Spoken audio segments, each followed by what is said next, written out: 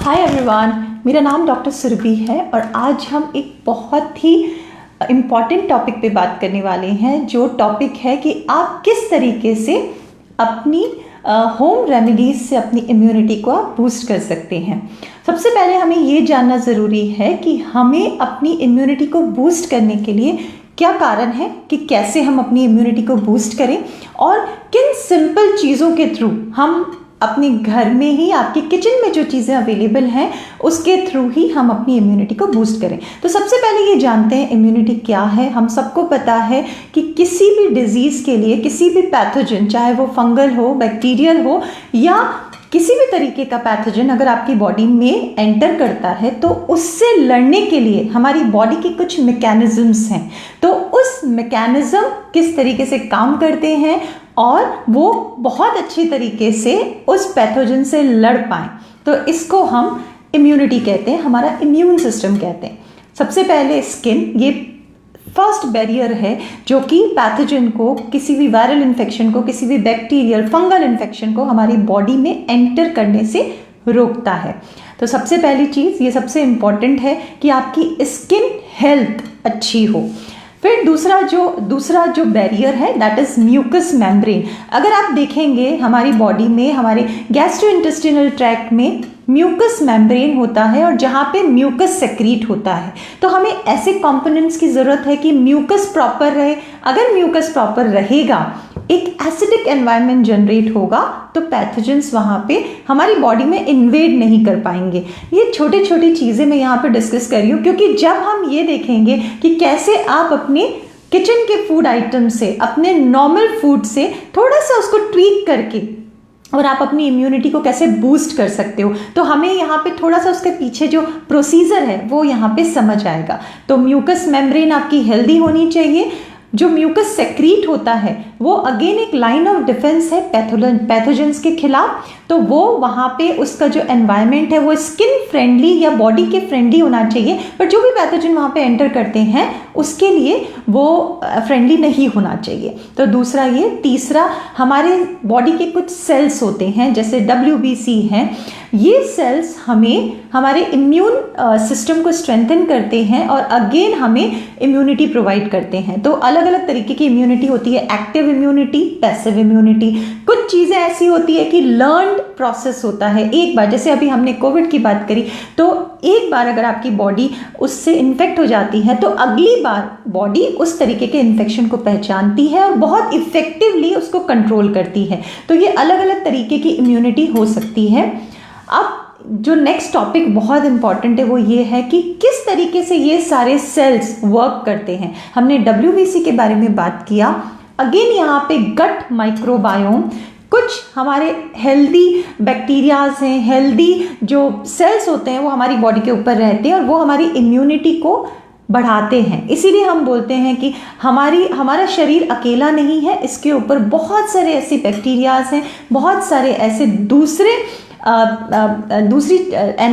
जिसको आप बोल सकते हैं सेल्स हैं जो यहाँ पे रहते हैं और हमारी इम्यूनिटी को बूस्ट करते हैं। उसको दूसरी लैंग्वेज में आप माइक्रोबायोम भी बोल सकते हैं। तो हमारा माइक्रोबायोम जो है वो अगेन उसके सेल्स हमारी बॉडी के लिए काम करने चाहिए और हमारी इम्यूनिटी को स्ट्रेंथन करने चाहिए। तो ये सारी चीज़ें सिंक में कैसे काम करेगी, इसके लिए सबसे इम्पॉर्टेंट है हमारा फूड।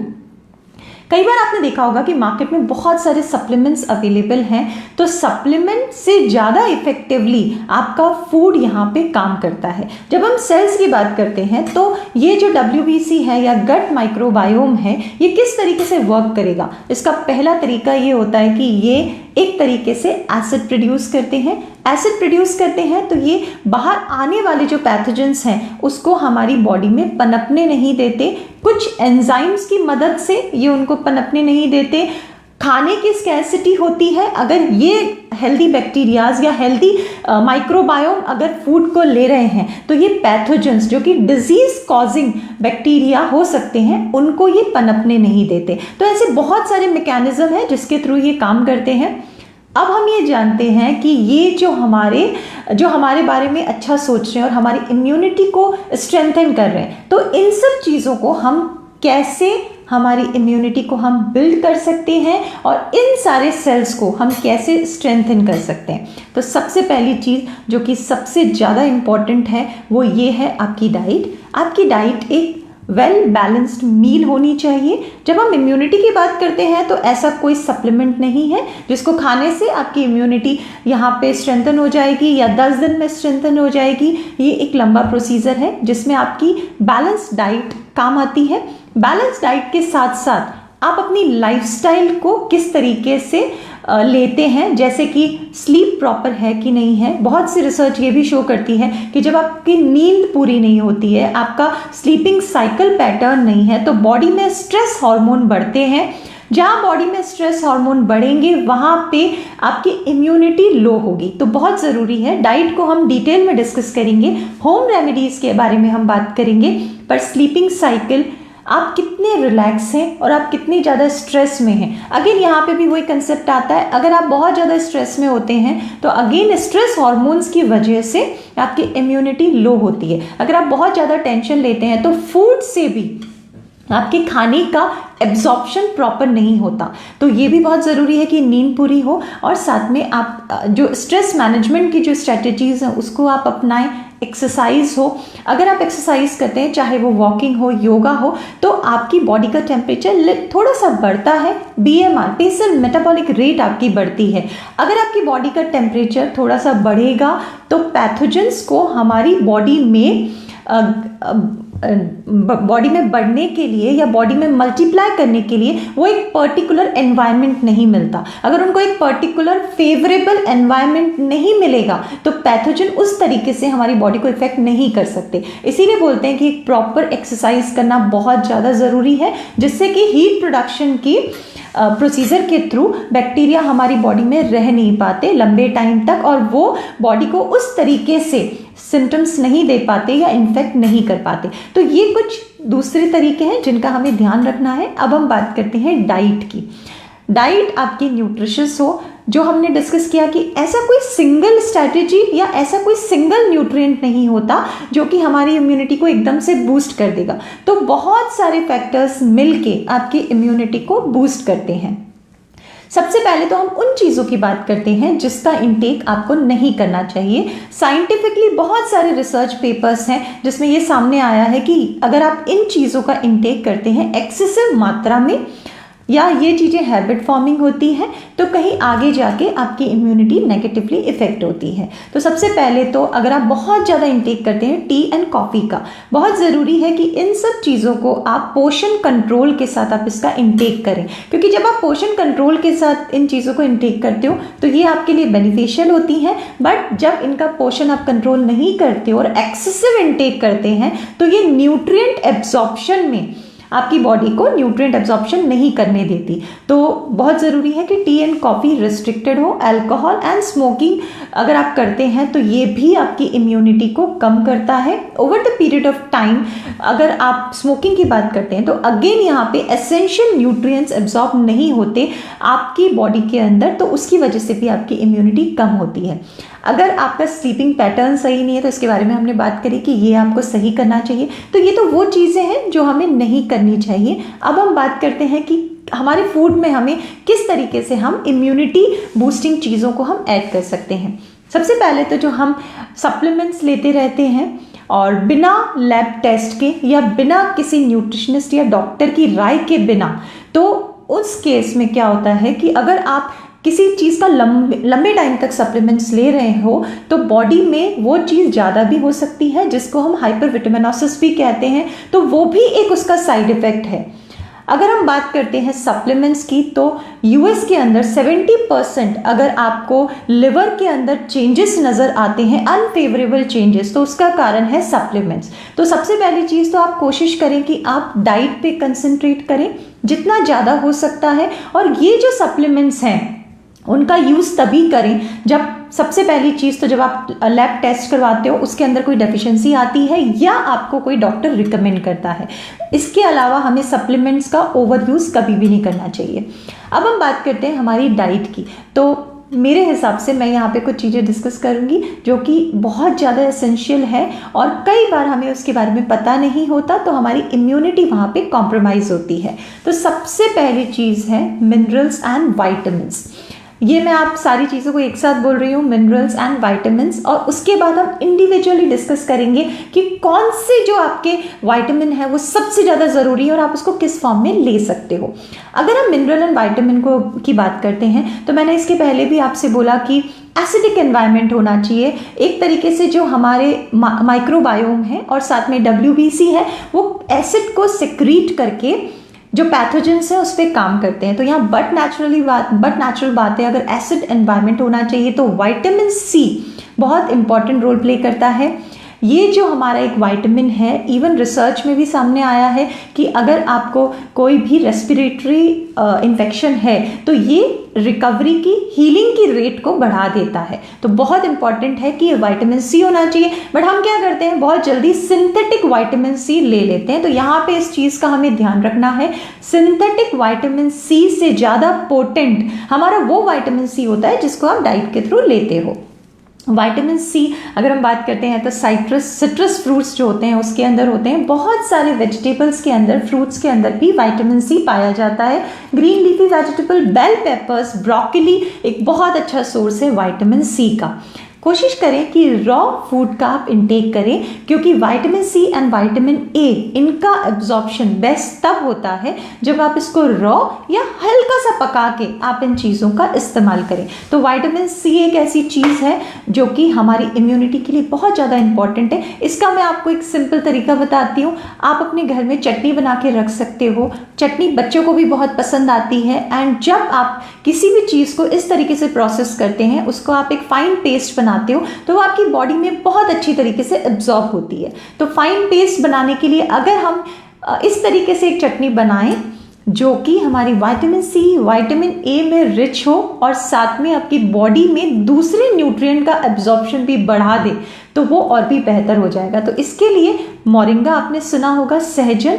अगेन मोरिंगा को हम एक तरीके से सुपर हर्ब बोलते हैं, जिसके अंदर हर तरीके का विटामिन एंड मिनरल्स यहाँ पे होता है। तो आप एक काम करिए, आपने मोरिंगा उसके साथ कोरिएंडर को ऐड करके और साथ में आंवला को ऐड करके आप चटनी बना के रख सकते हैं। इसको और ज़्यादा अगर हम इफेक्टिवली न्यूट्रिएंट रिच बनाना चाहते हैं तो आप यहाँ पे टर्मरिक ऐड कर सकते हो। आपने सुना ही होगा करक्यूमिन के बारे में।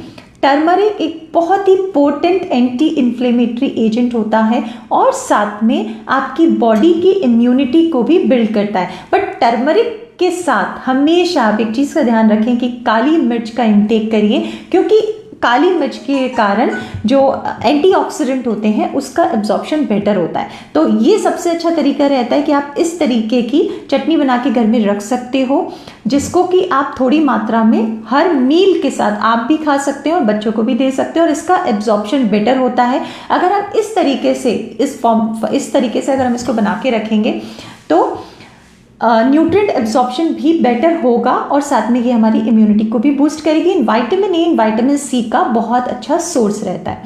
तो हमने बात करी vitamin A and vitamin C की। एक चीज़ हम हमेशा भूल जाते हैं, दैट इज़ विटामिन डी। बहुत सारे इन्फेक्शन में, इवन कोविड में भी ये देखा गया कि जो पैथोजेंस हमारी बॉडी में आते हैं वो विटामिन डी की वर्किंग पे, विटामिन डी के रिसेप्टर्स को काम नहीं करने देते, रिसेप्टर्स में चेंजेस कर देते हैं। क्यों? क्योंकि विटामिन डी को हम सिर्फ विटामिन के रूप में मानते हैं, बट एक तरीके से ये हार्मोन रेगुलेटर भी है। हमारी बॉडी के बहुत सारे फंक्शंस के लिए, ऑर्गन सिस्टम को वर्क करने के लिए विटामिन डी की ज़रूरत पड़ती है। तो कोशिश करें कि आप सनलाइट लीजिए। अगर सनलाइट में आप नहीं बैठ पाते हैं, कोई मॉर्निंग का आपका जो सनलाइट का टाइम होता है अराउंड 6 to 7 के करीब, 11 बजे तक के बीच में आप at least half an hour cotton के लाइट कपड़े पहन के आप सनलाइट में जाके बैठिए। अगर ऐसा है, आप ऐसी रीजन में हैं जहाँ पे सनलाइट इतनी इजीली अवेलेबल नहीं है, या आप ऐसे प्रोफेशन में हैं जहाँ पे आपको टाइम नहीं मिलता, तो एक और बहुत सिंपल रेमेडी है, दैट इज़ मशरूम की रेमेडी। वो भी आप कर सकते हैं। आपने जैसे मशरूम लिया, इस तरीके से अगर मशरूम है तो आपको बिल्कुल सीधे वर्टिकली मशरूम को काटना है। बहुत इंपॉर्टेंट है कि आप मशरूम को वर्टिकली काटेंगे। वर्टिकली काटने के बाद मॉर्निंग अराउंड 7 to 8 o'clock से लेके शाम को 4 बजे तक आपको डेली मशरूम को सनलाइट के अंदर सुखाना है। मशरूम एक फंगाई सेल है। जिस तरीके से हमारी बॉडी खुद अपना विटामिन डी जनरेट करती है, इसी तरीके से मशरूम भी खुद अपना विटामिन D2 जनरेट करता है, जिसको हमारी बॉडी बहुत ही इफेक्टिवली ले सकती है। आप लगातार 3 to 4 days तक मशरूम्स को डायरेक्ट सनलाइट में सुखाइएगा। जब मशरूम एकदम सूख जाते हैं, एग्जैक्टली 10,000 टाइम्स तक हम विटामिन डी को यहाँ पे बढ़ा सकते हैं। मशरूम जैसे जैसे आप उसको धूप में डालेंगे, मशरूम अपना विटामिन डी खुद जनरेट करेगा। और आप चाहे आप बटन मशरूम ले लीजिए, चाहे आप अपना खुद के मशरूम ग्रो करते हैं तो वो आप ले सकते हैं। मशरूम आप अगर आप मशरूम ग्रोइंग के बारे में ज़्यादा जानते हैं तो आपको ये पता होगा कि मशरूम बड़े डैम्प प्लेस में एंड ढक कर ग्रो करे जाते हैं, तो खुद के अंदर उसके अंदर इतना ज़्यादा विटामिन डी नहीं होता। बट जब अगर आप इसको सुखा के बना रहे हो, तो अगर आप इसको सनलाइट में डालते हो तो आप इसके विटामिन डी को बढ़ा सकते हैं। तो जब ये पूरी तरह से सूख जाता है तो आप इसका पाउडर बना के रख सकते हैं। बच्चों की मील में, आपकी मील में 5 to 15 ग्राम्स आप यहाँ पे ऐड कर सकते हो। तो दूसरा ये तरीका है विटामिन डी का, जो कि एक एसेंशियल पार्ट है हमारी इम्यूनिटी बूस्टिंग डाइट के अंदर। तो ये हमारी घर होम रेमेडी हो गई। और साथ में अगर ये भी पॉसिबल नहीं होता है तो बहुत ज़रूरी है कि विटामिन डी का लेवल आप सही करें। इसके सप्लीमेंट्स अवेलेबल हैं, तो आप किसी भी डॉक्टर की राय से वो सप्लीमेंट आप ले सकते हो। बट इम्यूनिटी के लिए विटामिन डी बहुत ज़्यादा ज़रूरी है। दूसरी चीज़ जो हमें ज़्यादातर पता नहीं होती, that is essential fatty acids. जब हम फैट की बात सुनते हैं तो फैट से हम दूर भागते हैं, बट अगर आप बात करेंगे सेल की, तो सेल की जो मेम्ब्रेन होती है उसको बनने के लिए हमें लिपिड्स की ज़रूरत होती है। ग्लाइकोलिपिड से बनी होती है, लिपिड यानी कि फैट। तो बहुत ज़रूरी है, कोलेस्ट्रॉल की बनी होती है। जब भी हम कोलेस्ट्रॉल के बारे में सुनते हैं या जब भी हम बहुत ज़्यादा डाइट कॉन्शियस होते हैं तो हम क्या करते हैं, हम अपनी फैट को डाइट से हटा देते हैं। तो आप खुद सोचें कि अगर सेल की मेम्ब्रेन, जो कि एक लाइन ऑफ डिफेंस है, अगर वो फैट सेल से बनी है तो हमारे खाने में हेल्दी फैट ज़रूर होना चाहिए। तो हेल्दी फैट के अगर हम ऑप्शंस देखते हैं तो कोशिश करें कि आप नट्स एंड सीड्स को अपनी डाइट में ज़रूर शामिल करें।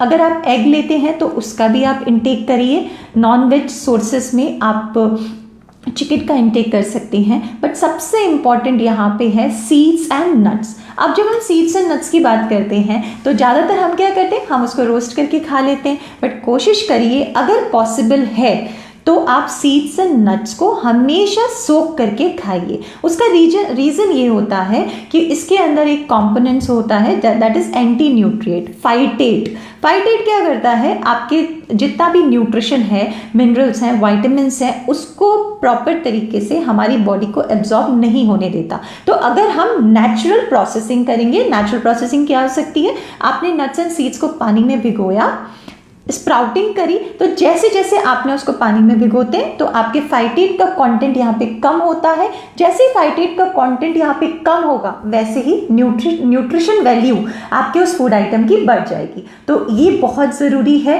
एंड ज़्यादातर आयरन के केस में तो ये चीज़ आप ध्यान रखिएगा कि इसको आप सोक करके खाइए। कई बार हम क्या करते हैं, जैसे कि आपने सुना होगा चिया सीड के बारे में, तुकमलंगा, सब्जा सीड के बारे में, तुलसी के जो बीज होते हैं, और साथ में हलीम सीड्स। हलीम सीड्स को हम गार्डन क्रेस सीड्स या एलिव सीड्स कहते हैं। अगर हमारे पास यंग बच्चियां आती हैं या यंग बच्चे आते हैं तो मैं कोशिश करती हूँ कि एलिव सीड्स यानी कि गार्डन क्रेस सीड्स उनकी डाइट में ज़रूर डालूँ, जिससे कि आयरन एंड कैल्शियम का रिक्वायरमेंट काफ़ी हद तक हम पूरा कर सकते हैं। पर इसमें एक चीज़ का आप ध्यान रखें, बिना सोक करे अगर आपको मार्केट में कोई भी ऐसा प्रोडक्ट मिलता है जिस प्रोडक्ट के अंदर ये आप डायरेक्टली रॉ इसको इंटेक कर रहे हो, तो उसको आप इंटेक करना अवॉइड करना चाहिए। क्योंकि पानी के संपर्क में आते ही ये चीज़ें थोड़ी सी स्वेलअप होती हैं। तो जैसे ये चीज़ें स्वेलअप होंगी तो क्लॉगिंग का खतरा रहता है। तो बेटर ये है कि इन सीड्स का आप ज़रूर इंटेक करिए। इन तीनों में से कोई एक सीड का आप इंटेक कर सकते हैं, बट आप इसको हमेशा भिगो के आप इसका इंटेक करिए। इनके अंदर प्रोटीन बहुत हाई होता है, आयरन बहुत हाई होता है, कैल्शियम बहुत हाई होता है एंड ईजीली अवेलेबल फॉर्म में होता है। कई बार बहुत सी चीज़ें न्यूट्रिशन रिच तो होती हैं पर हमारी बॉडी उसको प्रोसेस नहीं कर पाती, तो बहुत ज़रूरी है कि इन सीड्स का आप इंटेक करें। इन सीड्स के अंदर जो एसेंशियल फैटी एसिड्स होंगे वो हमारी सेल मेम्ब्रेन के लिए बहुत ज़्यादा ज़रूरी है। अब हम बात करते हैं अमीनो एसिड्स के बारे में। अमीनो एसिड्स एक प्रोटीन इनसे बना होता है। प्रोटीन हमारी बॉडी का बिल्डिंग ब्लॉक है और बिल्डिंग ब्लॉक अगर हमारी बॉडी का सही है तो बहुत नेचुरल सी बात है, हमारी इम्यूनिटी वहाँ पे बूस्टेड रहेगी। तो अमीनो एसिड के लिए सबसे इंपॉर्टेंट चीज़ है, अगर अमीनो एसिड का आप एब्जॉर्प्शन प्रॉपर तरीके से करना चाहते हैं तो सबसे इंपॉर्टेंट चीज़ है कि अमीनो एसिड दो तरीके के होते हैं। एसेंशियल अमीनो एसिड्स जो कि हमारी बॉडी नहीं बना पाती, तो आप डिफरेंट वैरायटी के दालें, लेंटिल्स, पल्सेस, इन सब चीज़ों का आप इस्तेमाल करें। इसीलिए हम बोलते हैं कि आपकी डाइट में वैरायटी होनी चाहिए। जब हम बात करते हैं टेस्ट की, आप पूरे बॉडी के चेकअप करा लेते हैं बट उसके बावजूद भी कई बार हमारी इम्यून सिस्टम बहुत वीक होता है या हमें जल्दी जल्दी हम बीमार पड़ते हैं, तो हम जो टेस्ट कराते हैं वो बहुत ही एक माइन्यूट सा फ्रैक्शन है हमारी नॉलेज का। उसके अलावा भी बहुत सारे ऐसे मिनरल्स, वाइटामिन्स, न्यूट्रिएंट्स हैं जिसके बारे में हमें पता नहीं, और हो सकता है आगे आने वाले टाइम में इसके बारे में और रिसर्च हो और हम इसके बारे में पता करें। तो सबसे इम्पॉर्टेंट ये है कि हमारी डाइट नेचुरल हो एंड सारी वैरायटी के साथ हो। तो जितने ज़्यादा आप वैरायटी वाला फूड लेंगे, प्रोटीन रिच आप वैरायटी वाला फूड लोगे, उतने अमीनो एसिड हमें मिलेंगे। साथ में अगर हम फूड पेयरिंग की बात करते हैं तो ये भी बहुत ज़रूरी है। फूड पेयरिंग में जैसे आपने सुना होगा दाल और चावल, अगर आप इन दोनों चीज़ों को साथ में मिला के खाते हैं तो अगेन न्यूट्रिएंट अवेलेबिलिटी यहाँ पे बढ़ जाती है। फिर हम बात करते हैं, जैसे हमने बात किया था कि अगर हम, जैसे आपने कैल्शियम प्रोडक्ट लिया, जैसे आपने विटामिन डी प्रोडक्ट लिया, आपने विटामिन डी में आपने मशरूम लिया, तो मशरूम की मैंने बात करी क्यों, क्योंकि विटामिन डी उसके अंदर होता है। बट अगर आप इसको थोड़ी देर के बाद, जैसे आपने विटामिन डी ले लिया, मशरूम ले लिया और उसके साथ अगर आप इसको तिल के साथ खाते हो, आप इसको मखाने के साथ खाते हो, तो विटामिन डी एंड कैल्शियम जब दोनों चीज़ें साथ में मिल जाती हैं तो दोनों चीज़ों का ऑप्टिमम एब्जॉर्प्शन होता है। तो ये भी बहुत ज़रूरी है कि हम किस तरीके से फूड पेयरिंग को अपनी डाइट में यहाँ पे इस्तेमाल करते हैं। तो ये मैंने कुछ एसेंशियल न्यूट्रिएंट्स की बात करी। अब हम अलग अलग विटामिन्स की बात करते हैं। जैसे हमने विटामिन सी की बात करी और किस तरीके से आप उसको ले सकते हो वो भी हमने बात करी। स्मूदीज बहुत अच्छा सोर्स है हमारी इम्यूनिटी को बूस्ट करने का। मैं यहाँ पे जूसेस की बात नहीं कर रही हूँ, जब तक कि मेडिकली रिकमेंडेड ना हो जूसेस, तब तक आप कोशिश करें कि अपनी डाइट में आप स्मूदीज को रखिए। उसका रीज़न ये है कि जब आप स्मूदी को रखते हैं तो उसके अंदर फाइबर होता है। फाइबर की वजह से ग्लाइसेमिक इंडेक्स जो है वो उसका विद इन रेंज रहता है एंड आपको एकदम से जो ग्लूकोज है या एकदम से जो शुगर है वो आपकी बॉडी को नहीं मिलता।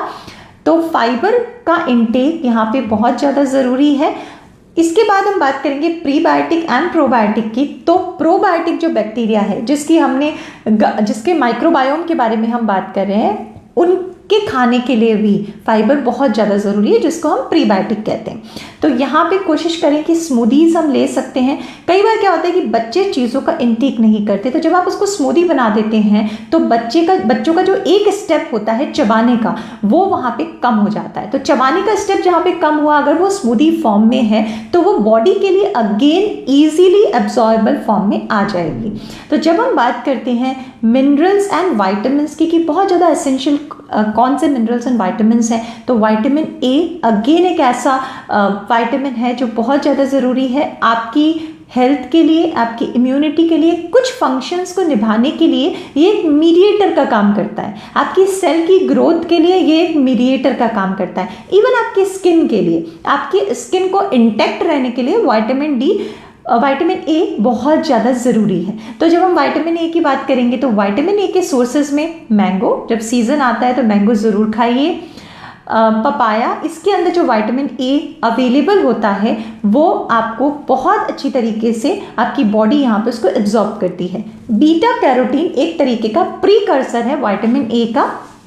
वेजिटेबल्स के अंदर, फ्रूट्स के अंदर, इवन आपकी लीफी वेजिटेबल्स के अंदर भी ये अवेलेबल होता है। तो आप इस तरीके से स्मूदी को बना सकते हो। तो अगेन मैं यहाँ पे आपसे बात करती हूँ कि हम कैसे एक स्मूदी फॉर्म में इसको लें जो टेस्टी भी हो और साथ में बच्चे उसको बहुत अच्छी तरीके से एक्सेप्ट कर पाएँ, हम उसको बहुत आराम से पी पाएँ। और हमारा जो एक मेन मोटो है कि घर की चीज़ों के साथ हमें इम्यूनिटी को बूस्ट करना है। सिंथेटिक किसी भी सप्लीमेंट से बेटर है कि आप जो आपके घर में जो फूड अवेलेबल है उसी से आप अपनी इम्यूनिटी को बेहतर तरीके से यहाँ पे स्टिमुलेट कर सकते हो और मेंटेन कर सकते हो। तो सबसे पहले हम स्मूदी बनाते हैं। तो जैसे हमने पपाया लिया, आप कोई भी एक फ्रूट ले लीजिए। इवन एप्पल बहुत अच्छा सोर्स है विटामिन सी का, विटामिन ए का।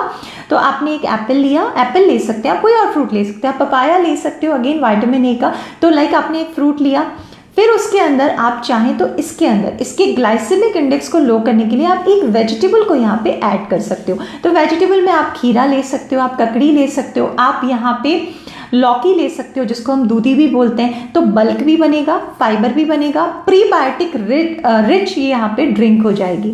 इसके अंदर आप चाहें तो कोई भी लीफी वेजिटेबल्स आप बहुत थोड़ी सी ऐड कर दीजिए। आप चाहें तो पालक ऐड कर सकते हैं, बेबी पालक आजकल अवेलेबल है। आप चाहें तो यहाँ पे मिंट ऐड कर सकते हैं, तुलसी ऐड कर सकते हैं, अजवाइन के पत्ते ऐड कर सकते हैं अगर आपको गैस बनने की दिक्कत होती है तो ये लीफी वेजिटेबल आपने यहाँ पे ऐड कर दिया। कोशिश करें कि कुछ हर्ब्स को भी आप यहाँ पे ऐड करें, जैसे जीरा है, अजवाइन है। अगर आपको ये चीज़ें पैलेटेबल लगती है और आपको अच्छी लगती है तो हल्का सा रोस्ट करके आप इसको ऐड कर सकते हो। तो ये एक तरीके से हमारी जो ड्रिंक बनेगी। अगर आप कोई भी हर्ब को इसमें ऐड करेंगे तो अगेन विटामिन ए के एब्जॉर्प्शन में आपकी बॉडी को आसानी रहेगी। तो इस तरीके की स्मूदी आप ऐड कर सकते हो। आप इसके अंदर क्रिएटिव होके आपको जो फ्रूट पसंद है, आपको जो वेजिटेबल्स पसंद है, उसको आप यहाँ पे ऐड करके ले सकते हैं। तो हमने ये बात करी प्रीबायोटिक की, प्रोबायोटिक की। अब हम एक नेक्स्ट बात करते हैं, it's about the fermented drinks. हम सबको पता है कि अगर आप फर्मेंटेड ड्रिंक्स का इंटेक करते हैं तो जो मेजर चीज़ है हमारी बॉडी का माइक्रोबायोम, जो अलग अलग तरीके के फ्रेंडली बैक्टीरियाज हमारी बॉडी में अवेलेबल है, उनकी कॉलोनीज स्ट्रेंथन होती है।